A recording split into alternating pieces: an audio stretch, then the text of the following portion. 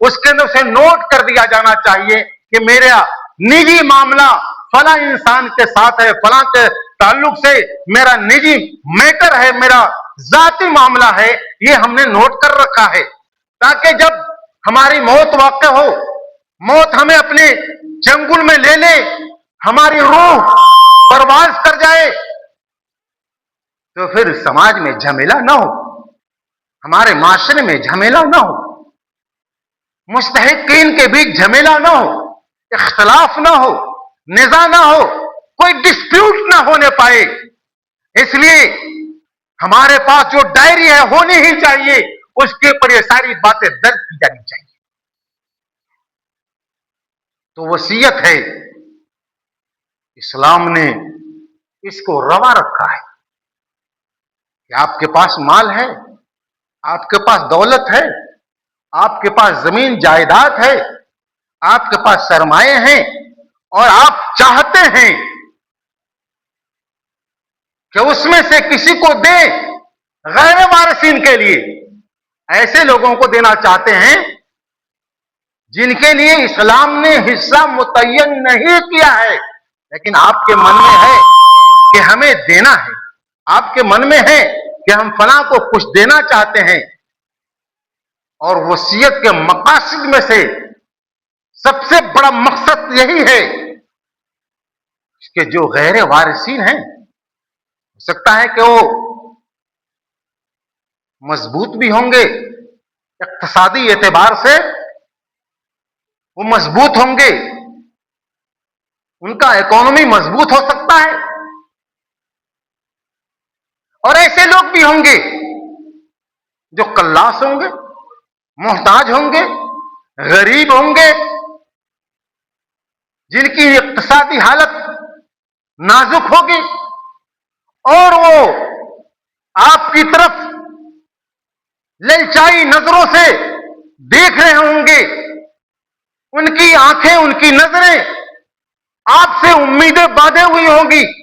ایسے لوگوں کے تعلق سے آپ کی وصیت ہونی ہی چاہیے۔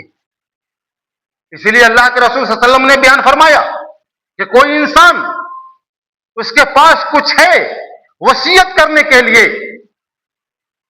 تو وہ رات نہ گزارے الا وصیتہ مکتوبۃ، لیکن اس کی وصیت درج ہونی چاہیے، اس کی وصیت لکھی رہنی چاہیے۔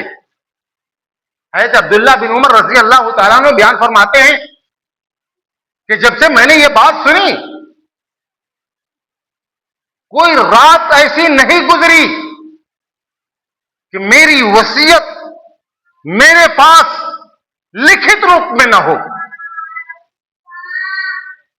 جلیل القدر صحابی ہیں، فقیہ، وہ بیان فرماتے ہیں کہ کوئی بھی رات نہیں گزری ہوگی میری وصیت میرے پاس لکھی ہوئی نہ ہو۔ اس لیے ہمیں اور آپ کو، دنیا کے تمام لوگوں کو وصیت کے تعلق سے اگر وہ وصیت کرنا چاہتے ہیں، ان کے اوپر قرض ہے، رن ہے ان کے اوپر، ان کے پاس امانتیں ہیں کسی کی، کوئی نجی معاملہ ہے، کوئی ذاتی میٹر ہے، آپ اس کو ایک ڈائری کے اندر نوٹ کر دیں، ہمیں نوٹ کر دینا چاہیے۔ جب ہم نوٹ کریں گے، ہماری موت ہو جائے گی، ڈائری کھولی جائے گی، ساری باتیں لکھی ہوئی ہوں گی، کوئی ڈسپیوٹ نہیں ہوگا، کوئی اختلاف نہیں ہوگا، کوئی نزاع نہیں ہوگا۔ اسی لیے اسلام نے وصیت کے اس مسئلے کو بیان فرمایا ہے کہ وصیت کی جانی چاہیے، اور وصیت کے تعلق سے حد متعین بھی اسلام نے کر دیا ہے۔ ایسا نہیں ہے کہ آپ کسی کو چاہتے ہیں، کوئی آپ کے نزدیک محبوب نظر ہے، کسی سے آپ کا تعلق بہت زیادہ مضبوط ہے، کسی سے آپ کے مراسم بہت مضبوط ہیں، دلی لگاؤ ہے، ہردے آپ کا اس کے طرف ہر وقت مائل رہتا ہے، ایسے لوگوں کو آپ منمانی طور پر جتنا چاہیں وصیت کر ڈالے، اور جو مستحقین ہیں، جو اصحاب الفروض میں سے ہیں، کو آپ نقصان پہنچا دیں، اسلام نے اس کی اجازت نہیں دی ہے، بالکل نہیں۔ اور یہ بیان کر دیا گیا، اعلان کر دیا گیا کہ سب سے پہلے آپ کے اوپر جو دین ہے، رن ہے، قرض ہے، اس کی ادائیگی کی جائے گی۔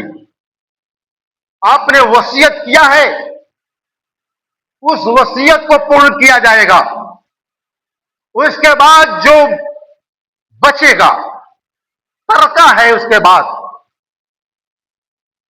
حق والے کو اس کا حق دے دیا جائے گا، ان کے بیچ میں ڈسٹریبیوٹ، ان کے بیچ میں اس کا بٹوارا ہوگا، وہ آپس میں بانٹ لیں گے جتنا حق اسلام نے متعین کیا ہے۔ اور اسلام نے جو متعین کر دیے ہیں حق اور حصے، کیا لاجواب ہے، کیا نرالا انداز رہا ہے رب کریم کا کہ کس کو کتنا ملنا چاہیے، کس کا کام کتنے میں چل جائے گا۔ اللہ رب العالمین علیم خبیر، جاننے والا ہے، باریک بھی نظر رکھنے والا ہے، وہ جانتا ہے۔ اور اپنے علم کے مطابق اصحاب الفروض کے حق متعین کر دیے، ان کے حصے متعین کر دیے، اور اسی کے اکارڈنگ سارے لوگوں کو اپنے اپنے حصے لے لینے چاہیے، کوئی اختلاف کی بات نہیں ہے۔ لیکن آپ کسی کو وصیت کرنا چاہتے ہیں تو ایک پیمانہ اسلام نے متعین فرمایا۔ سعد بن ابی وقاص رضی اللہ تعالیٰ عنہ وصیت کرنا چاہتے تھے، حضرت سعد وصیت کرنا چاہتے تھے، نبی کریم صلی اللہ علیہ وسلم ان کے پاس جاتے ہیں، وصیت پر چرچا ہوتا ہے، باتیں ہوتی ہیں، اور آپ نے فرمایا الثلث والثلث کثیر، سعد تہائی حصہ، ثلث 1/3، ثلث، اس کی آپ وصیت کر سکتے ہیں، اور یہ ثلث ہی بہت زیادہ ہے، ثلث کم نہیں ہے، تہائی کم نہیں ہے۔ اپنی دولت کا تیسرا حصہ آپ کسی کے لیے وصیت کرنا چاہتے ہیں، وصیت کیجئے، یہ بہت بڑی چیز ہے۔ یہ اسلام نے متعین کر دیا وصیت کے تعلق سے، ہماری اور آپ کی منمرزی نہیں چلے گی کہ ہم کسی حقدار کو اپنی وصیت کے مادھیم سے نقصان پہنچا دے۔ قرآن نے اسی آیت کریمہ سے آگے 180ویں آیت کے جسٹ آگے جو ہے یہ بات بیان کر دی کہ اگر وصیت کے سلسلے میں کوئی غلط وصیت کی جاتی ہے تو پھر پرابلم ہے اسلام، یا جو وصیت میں کر دی گئی ہے جائز طریقے سے سسٹم میں وصیت کر دیا گیا ہے، اور اس وصیت کے اندر کوئی رد و بدل کرنا چاہتا ہے، جو کوئی چینجنگ لانا چاہتا ہے، کوئی تبدیلی لانا چاہتے ہیں، تو اسلام نے سختی کے ساتھ منع فرمایا کہ نہیں، آپ نہیں لا سکتے ہیں۔ وصیت کرنے والوں نے جائز طریقے سے جو وصیت کی ہے اس وصیت کو نافذ کیا جائے گا۔ سماج کے اندر جن کے لیے وصیت جائز طریقے پر کر دی گئی ہے اس کو نافذ کیا جائے گا، اس میں رد و بدل، چینجنگ اور پرورتن کی کوئی بات ہو ہی نہیں سکتی ہے، اور کوئی انسان اس میں پریورتن کرنا چاہتا ہے، تبدیلی لانا چاہتے ہیں تو اسلام کو اعتراض ہے اس چیز پہ، اور اسلام نے آپ کو تبدیلی کرنے والے کو، جن کی فکر کے اندر خرافات ہے، جن کی فہم کے اندر کجی ہے، جن کے فہم کے اندر بدتمیزیت ہے، ایسے لوگوں کے لیے کہا گیا کہ آپ گناہ کا ارتکاب کر رہے ہیں، اور قیامت کے دن آپ کو اس سلسلے میں پوچھا جائے گا، سوال کیا جائے گا کہ جو وصیت کی تھی اس کے اندر رد و بدل کر دیا تھا، آپ اس کے مالک بنے بیٹھے تھے، آپ کی مرضی چلی تھی، آپ وصیت کو اس میں بدل دیجئے، رد و بدل کر دیجئے، نہیں، یہ چینجنگ نہیں کی جا سکتی ہے، کوئی تبدیلی نہیں۔ اسلام کے فہم کے مطابق، اسلام کے احکامات کے مطابق، سلف کے فہم کے مطابق اگر وصیتیں ہیں جس کو اسلام نے روا رکھا ہے تو اس وصیت کے اندر کوئی چینجنگ نہیں کی جائے گی، کوئی تبدیلی نہیں کی جائے گی۔ आप वसीयतें कीजिए, करना चाहिए, करना चाहिए लोगों को। हमारे पास दौलत है, हमें करना चाहिए। हम चाहते हैं कि हमें सवाब मिले, हम चाहते हैं कि मौत के बाद भी हमारे नामे अमाल के अंदर सवाब मिलता रहे। हम चाहते हैं कि हमें कुछ मिले मरने के बाद भी। आप वसीयत करके जाइए कि पूरी जिंदगी ये प्रॉपर्टी हमारी है, पूरी जिंदगी हम इससे इस्तेफादा करेंगे, पूरी जिंदगी हम इससे फायदा उठाते रहेंगे। मेरी मौत के बाद ये प्रॉपर्टी, मेरी मौत के बाद ये जमीन, मेरी मौत के बाद ये जायदाद मस्जिद की होगी, मौत के बाद ये जायदाद मदरसे की होगी। हम इसको वक्फ करते हैं मदरसे के लिए। आप ऐसा करके जाइए। जब तक है, जब तक ये दुनिया बाकी है, जब तक लोग इस्तेफादा करते रहेंगे, सवाब मिलता रहेगा। आप किताबें छपवाने के लिए सोचिए, बहुत सारे ऐसे उलमा हैं, ऐसी जमातें हैं जो है काफी किताबें लिख रखी है, उनके पास छपवाने की सकत नहीं है, सलाहियत नहीं है कि वो छपवाए इस चीज को। आप चाहते हैं कि मरने के बाद हमें फायदा हो, आप दीजिए, लीजिए, इसको छपवा लीजिए। जी, ये इस्लाम है। रब्बे करीम ने अपने बंदों के लिए दुनियावी जिंदगी के अंदर तो तरगीब दिया ही है। आप खैरात कीजिए, आप दान कीजिए, आप सदका कीजिए, आप गरीबों और मिस्कीनों, फकीरों, मोहताजों, मुसाफिरों, बेवाओं, यतीमों के सरों पर शफकत का हाथ रखिए। इसकी तरगीब इस्लाम ने दिया है। और मरने के बाद भी आपको अवसर दिया है कि आप उस अवसर से लाभ उठाइए, फायदा उठाइए। और कहा कि आप वसीयत कर करके चले जाइए कि हमारी जिंदगी के बाद ये चीजें यतीमों के बीच में तकसीम कर दिया जाए। मरने के बाद ये जो जमीन है, इसको फरोख्त करने का किसी को इख्तियार नहीं, पर गरीब इससे इस्तेफादा कर सकते हैं। गरीब इसका पैदावार को लेकर के खा सकते हैं, उसको इस्तेमाल कर सकते हैं। इस तरीके का आप वसीयतें करके जाइए। क़यामत की सुबह तक आपको फायदा इसका मिलता रहेगा, इसका बेनिफिट आपको मिलता रहेगा। चाहत तो होनी चाहिए, दिल में तड़प तो होनी चाहिए, ख्वाहिशें होनी चाहिए। सवाब को जमा करने के ताल्लुक से हमारे दिलों के अंदर तड़प होनी चाहिए। आपके लिए रास्ते वहां हैं, खुले हुए हैं, दरवाजे खुले हुए हैं। जितना चाहिए सवाब इकट्ठा कर लीजिए।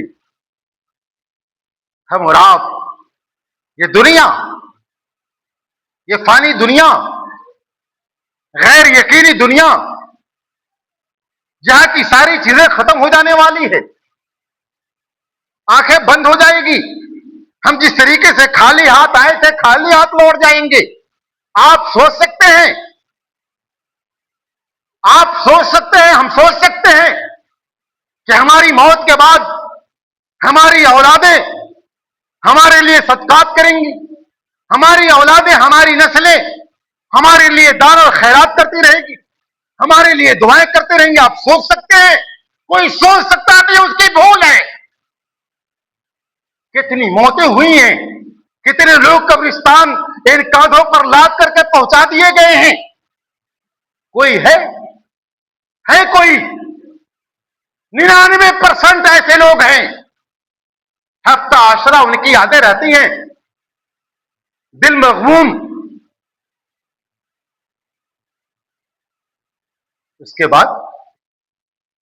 बाद कोई जाता है, आपकी खबर कुछ नहीं। कोई चाहता है कब्रिस्तान, कोई जाता है आपकी खबर की ज़ियारत करने, कोई जाता है आपकी हालत को देखने। कोई नहीं, कोई पूछने वाला नहीं, कोई पुरसाने हाल नहीं है।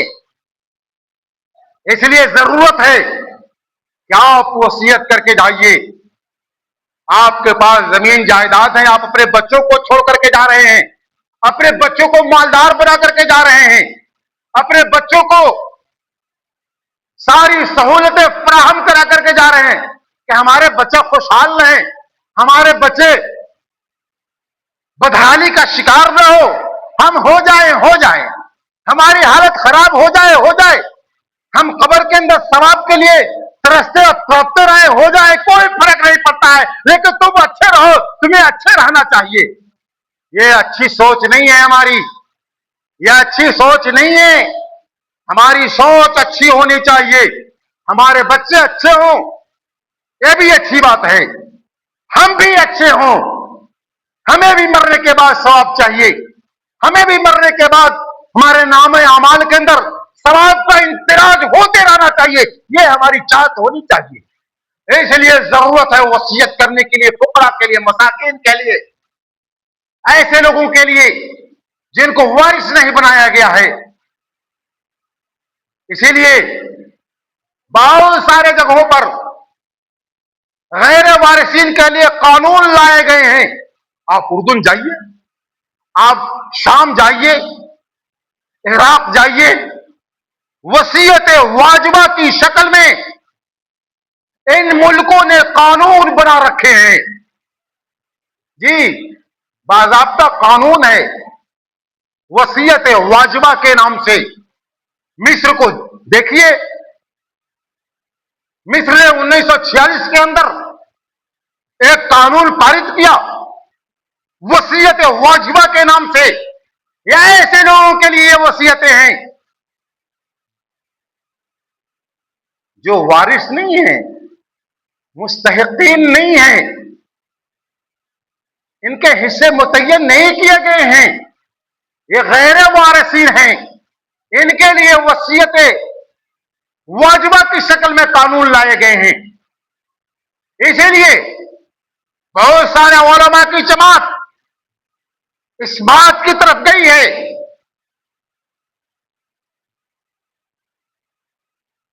कि बेटे की मौत बाप की जिंदगी में हो जाए, पोते के लिए वसीयत की जानी चाहिए। अल्लामा इब्न हज़्म